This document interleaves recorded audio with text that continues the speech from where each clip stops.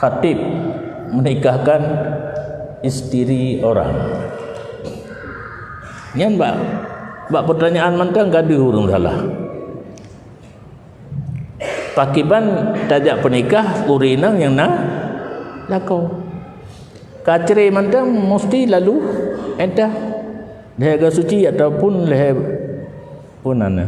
Leher bulan atau meninggal bulan 10 orang. Nyan hanale lako hajat kita penikah punya pulau menyamantang lako.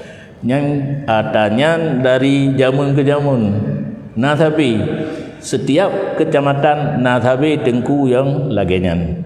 Nyo lolaki maah karena don trip hat kaudip di dayah kalau doang tengku mandum. Yang gebet hana lebih zaitun tang. Ru uwo gampung panutan lagi cerita buno.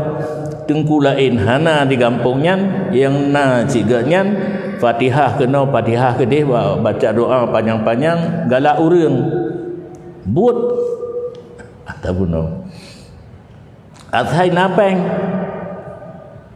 di mertuh ribe mendaino napeng menikah haju hana ge periksa urinang yang dah wali pak kampung hana gedanyang bak gesi dai umum tu nalakoi pa nalako hana peng lagai kesurat yang kepeng un mirah li mertuh selesai semuanya.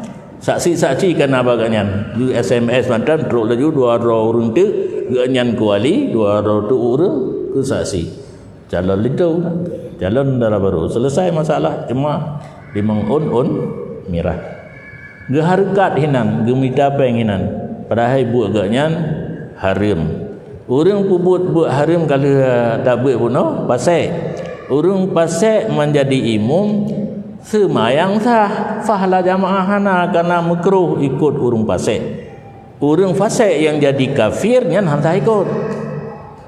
Karena bab-bab jamaah yang sayang kan lita pun baca orangnya kan nang tamuli bab-bab jamaah ge pegah imam fasik sah tak ikut dengan arti semayang hana payah semayang lain gajitnyan.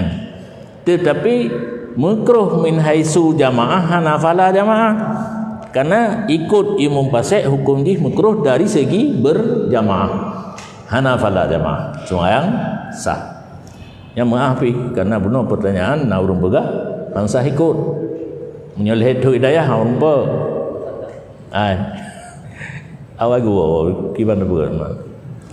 Awai gua orangnya galak pegah hukumnya yang paling pantang. Awai wa hidayah ibadat kedua mentang baik pegah hukum gegap. Zaman masa sahabat asaina orang tanya hukum bak sayyidina Umar Abu Bakar pak kedih han jawab kan hanjut bahkan Imam Abi Hanifah menyuhana salah puluh boh masalah la adri jawaban belum saya mengerti pertanyaan tersebut tapi baik ni tanya kelong bahkan Abu Jebah tak prak puruk menjawab kan menyajak anak lu jawab je sit watena pertanyaan la adri jadi nak tanya la adri zaili dino ketimbang ijawab oleh orang yang hana betul termasuk pertanyaan buno kan hansah ikut imam fasik ilun yang lun tu pun sah cuma hana fahla berjamaah yang hansah ikut kafir atau lamin atau orang inang ke imam yang tak ikut lamin ke imam tanya merdeka yang tak ikut kafir ke imam tanya muslim yang tak ikut fasik masih Islam karena fasik na dua na fasik yang jadi kafir yang tak ikut na fasik yang hana jadi kafir cuma tidak adalah tidak adil kan menyana pekat la adri je si belum paling tenang le ta baca materi benar sejam tak duk sian na pertanyaan leboh la adri kala demikian selesai.